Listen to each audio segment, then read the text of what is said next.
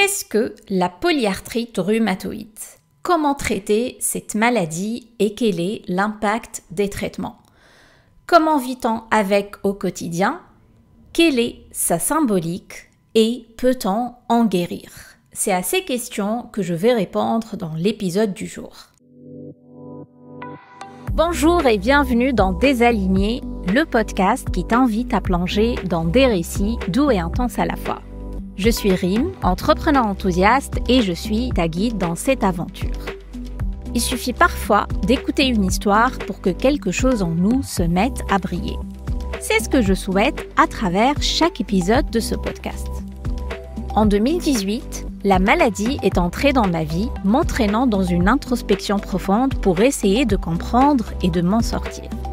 J'ai mis 5 ans pour me libérer de mes freins, guérir de mes douleurs physiques et mentales et reprendre enfin ma place. Désaligné, c'est l'exploration de sujets liés à la santé holistique à travers les expérimentations, les défis et les thérapies qui ont jalonné mon parcours. Mon but, montrer comment transformer ces expériences en une source de force incroyable. Si tu veux sourire, peut-être verser une larme ou deux et surtout réfléchir, tu es au bon endroit. Bonjour à tous, je suis très contente de vous retrouver pour ce nouvel épisode de Désaligné. Je voulais avant tout vous remercier pour tous vos retours sur le podcast, vos témoignages. Ça me fait trop plaisir de communiquer avec vous au quotidien et je m'impatiente de poursuivre ce voyage avec vous. L'épisode du jour va parler d'un nouveau diagnostic et qui n'est pas des moindres. C'est celui de la polyarthrite rhumatoïde. Il s'agit de la maladie la plus handicapante que j'ai connue et dont le diagnostic a été vraiment très difficile à accepter. Mais comme toute épreuve, aussi insupportable soit-elle, elle est venue me transmettre un fort message qui m'a guidée vers une vie beaucoup plus alignée avec qui je suis. La polyarthrite rhumatoïde est une maladie dite chronique mais aussi auto-immune. Elle est chronique parce qu'il s'agit d'une maladie longue durée, avec des symptômes qui évoluent dans le temps et qui surviennent par crise. Elle nécessite donc un traitement de fond avec un suivi régulier. Il faut savoir que le diabète, l'hypertension ou encore l'asthme sont considérés comme des maladies chroniques. Une maladie auto-immune, quant à elle, est un trouble où le système immunitaire attaque ses propres tissus, les considérant comme des agents pathogènes étrangers. Normalement, le système immunitaire est conçu pour protéger l'organisme contre les agents pathogènes extérieurs, comme les virus et les bactéries. Cependant, dans les maladies auto-immunes, le système immunitaire dysfonctionne et commence à attaquer les cellules saines du corps. Au niveau des symptômes extérieurs, quand on souffre d'une polyarthrite rhumatoïde, cela se traduit par une inflammation des articulations qui peut affecter d'autres parties du corps. Cette inflammation dite chronique survient par crise, provoquant des douleurs, des raideurs et une éventuelle déformation des articulations quand la maladie évolue et elle n'est pas traitée. Mon histoire avec la polyarthrite rhumatoïde débute à l'été 2020, à la fin de la première vague du Covid. Je commence à ce moment-là à souffrir d'atroces inflammations au niveau des articulations du haut du corps. Ça va des épaules jusqu'aux doigts en passant par les coudes et les poignets. 2 mois avant, le Covid est arrivé, j'avais perdu tous mes clients d'un coup et je devais rebondir et en trouver d'autres. J'ai dû donc travailler énormément et je me disais que mes douleurs étaient certainement liées à ça, sauf que la douleur s'intensifiait. Après un bilan et quelques échographies, mon médecin traitant pose le diagnostic de tendinite. Il me prescrit 2 attelles et des antalgiques et m'a arrêté pendant 1 semaine. Sauf que la douleur ne s'est jamais arrêtée. Voire, elle s'intensifiait avec des symptômes autres. J'ai commencé à sentir une certaine diminution au niveau de l'amplitude pour bouger mes doigts. Le matin, je souffrais d'une raideur intense et mes doigts étaient chauds et gonflés comme si le sang stagnait à l'intérieur et qu'ils allaient presque exploser. J'ai dû donc consulter un rhumatologue pour aller à la phase 2 de l'exploration. Vu mon âge, il ne pouvait pas directement penser à des pathologies beaucoup plus lourdes qu'une simple inflammation ou une tendinite, et j'ai remarqué qu'il était très prudent au début pour me faire un diagnostic. Sauf qu'en quelques jours, je suis passée d'une douleur inflammatoire à une incapacité totale de bouger les 2 bras, et là c'était l'enfer. Aucune position assise, debout, allongée ne pouvait me soulager, tellement mes bras étaient devenus lourds et inertes. Ce qu'il faut savoir, c'est que pour diagnostiquer une polyarthrite rhumatoïde, on suit un tableau de 7 symptômes précis. Et au moins 4 d'entre eux doivent être validés pour donner le diagnostic de la maladie. Car une erreur de diagnostic peut être fatale, surtout quand on passe au traitement derrière, parce qu'il s'agit d'intervenir directement sur le système immunitaire. Cependant, chez moi, la maladie était tellement bien installée que j'avais coché 6 indicateurs sur 7, comme la raideur matinale, la présence d'anticorps spécifiques dans le sang, mais aussi l'apparition de nodules sous la peau, au niveau de mes bras. Et d'ailleurs, ils ont poussé en 2 jours, je les ai pas vus venir et ils n'ont jamais disparu depuis. Je dois vous avouer qu'avant d'aller voir le rhumatologue, je connaissais déjà la maladie parce que ma mère a eu le même diagnostic il y a quelques années et elle n'a jamais pu être traitée convenablement contre ça. Ça m'angoissait d'être atteinte de polyarthrite rhumatoïde, surtout que c'est une maladie qui touche des personnes beaucoup plus âgées que moi et que son évolution pourrait me demander d'arrêter complètement de travailler. Mais le diagnostic était malheureusement posé. J'en souffrais et à moi d'attendre au moins 6 semaines pour que le traitement fasse effet. Ce dernier consistait en une piqûre hebdomadaire dont l'action était de ralentir la prolifération des anticorps de la polyarthrite. Et ce traitement qu'on me vendait comme étant très efficace contre les douleurs avait un prix fort. C'est qu'il ralentissait l'action du système immunitaire et me rendait vulnérable face à toutes sortes d'autres maladies, infections ou encore bactéries. Il est d'ailleurs utilisé en chimiothérapie pour les patients atteints de cancer. Ce diagnostic de polyarthrite est dévastateur et inacceptable à 33 ans. Son impact sur ma vie, sur ma condition physique, sur mon couple, sur mon travail, allait être plus que pesant. Et j'ai pu directement goûter à ça les jours qui ont suivi le diagnostic, quand j'ai perdu la totale capacité d'utiliser mes mains pendant 9 jours. Généralement, quand on a mal quelque part, on se plaint, on râle et on pense que c'est la fin du monde, mais on sait à l'intérieur de nous que ça finira par passer. Mais quand on finit par totalement perdre l'usage de ses mains, on mesure qu'il y a une vraie différence entre simplement avoir mal et continuer à vivre, et perdre totalement ses capacités motrices car il n'y a plus de jus, plus de vie dans les articulations. Petit à petit, je découvrais des gestes anodins de la vie quotidienne qui ne pouvaient plus se faire, appuyer sur un interrupteur, tenir une fourchette, taper sur un clavier, fermer le bouton d'une chemise, appuyer sur la touche de l'iPhone pour répondre à un appel. Il est rare qu'on se projette dans un monde où l'on ne peut plus utiliser ses mains parce qu'on pense que c'est acquis, que c'est quelque chose qu'on perdra jamais.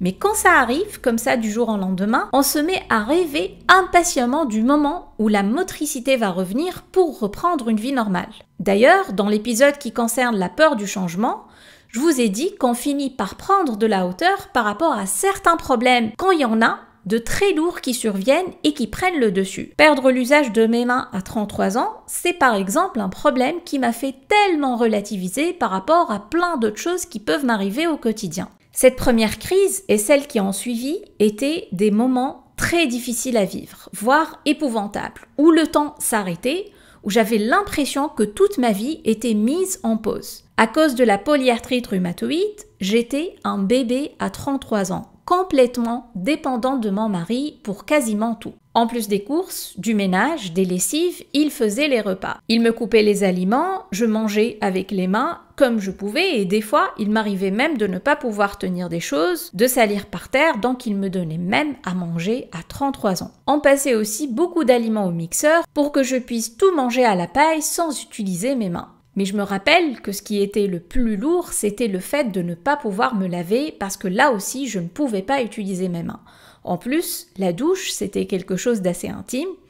J'étais honteuse de lui demander de m'aider, surtout quand on était en plein été et que je voulais prendre ma douche tous les jours comme une personne normale, mais je me retenais de lui demander. D'ailleurs, les moments sous la douche ou ceux où il m'habillait étaient vraiment insoutenables, très très durs à vivre. Je pleurais comme une enfant, de honte, de gêne, et je ne cessais de m'excuser auprès de lui, de m'excuser de lui infliger ça, cette maladie, cette incapacité, cette lourdeur, ce poids qu'il n'avait pas à porter, mais il était le seul à pouvoir m'aider, et il me rassurait à chaque fois avec la fameuse phrase « pour le meilleur et pour le pire on a dit ».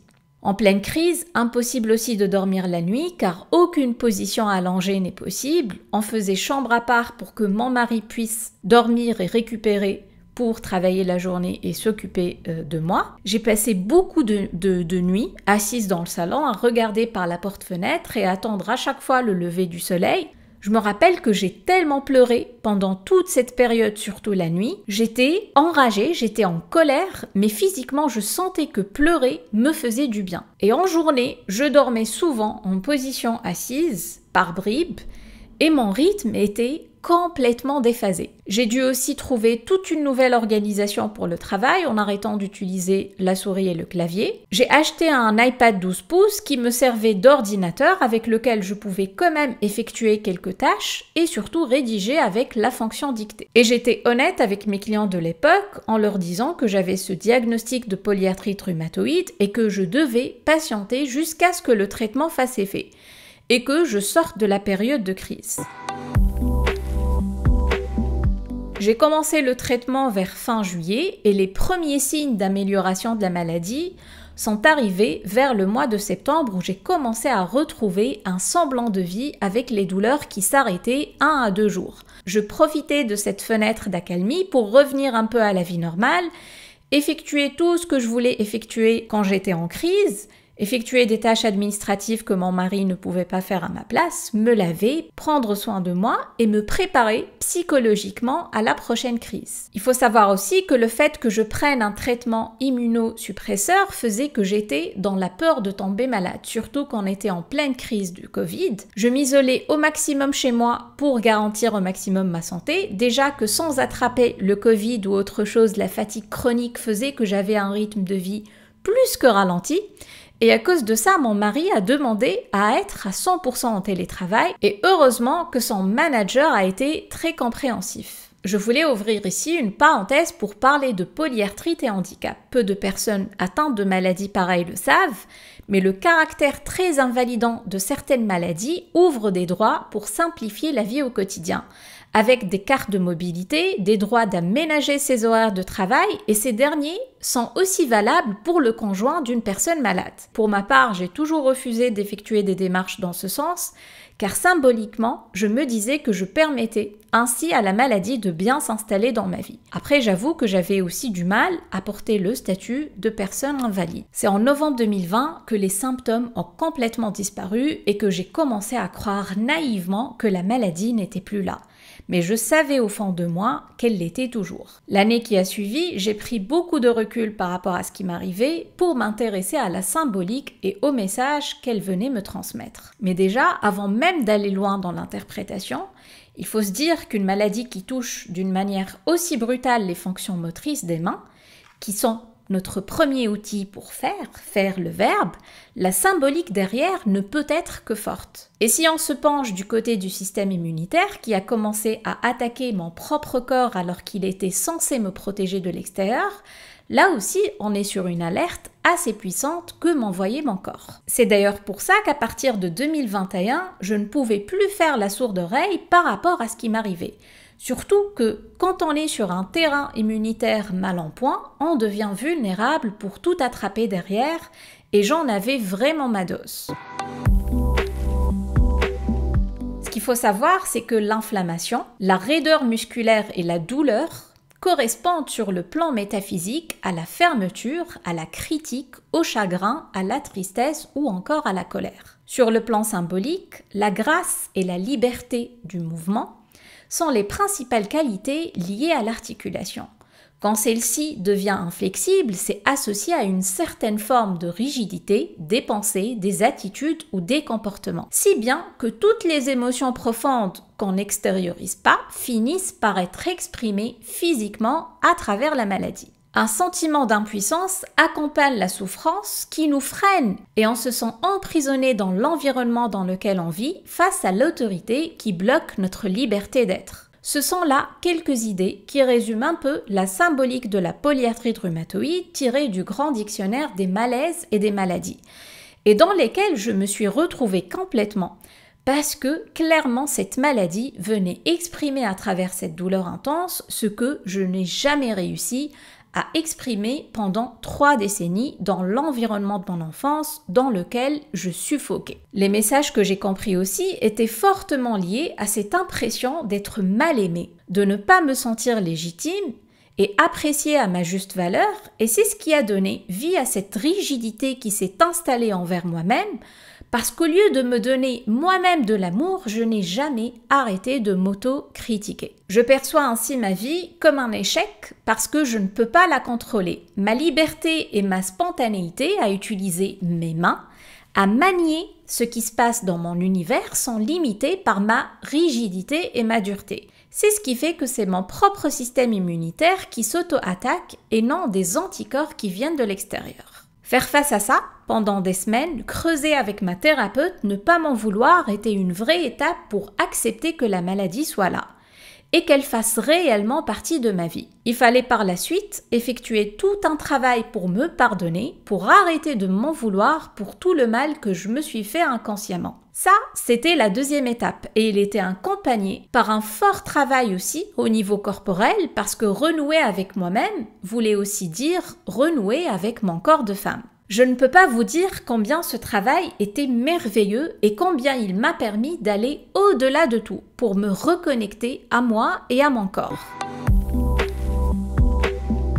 Fin 2020, je voulais juste que la douleur disparaisse, retrouver un semblant de vie, mais jamais je pensais qu'une guérison pouvait être envisageable un jour et que je puisse aussi prendre la décision de totalement arrêter mes traitements. C'est ce qui s'est pourtant passé 2 ans plus tard, mais en 2 ans, il s'en est tellement passé des choses. Tenez-vous bien, vous n'êtes pas au bout de vos surprises. Cet épisode est maintenant terminé, encore un épisode intense qui m'a demandé d'aller creuser au fin fond de mes souvenirs mais aussi de mes douleurs pour vous partager tout sans filtre. Je ne vous cache pas qu'à cet instant, je sens une certaine lourdeur, une certaine raideur au niveau de mes épaules, au niveau de mes cervicales, car me remémorer certains événements de cet été 2020 reste quand même quelque chose d'assez difficile. N'hésitez pas à venir échanger avec moi si l'épisode du jour vous parle. N'hésitez pas aussi à noter le podcast sur votre plateforme d'écoute. Il ne me reste qu'à vous remercier pour votre fidélité et je vous dis à très bientôt!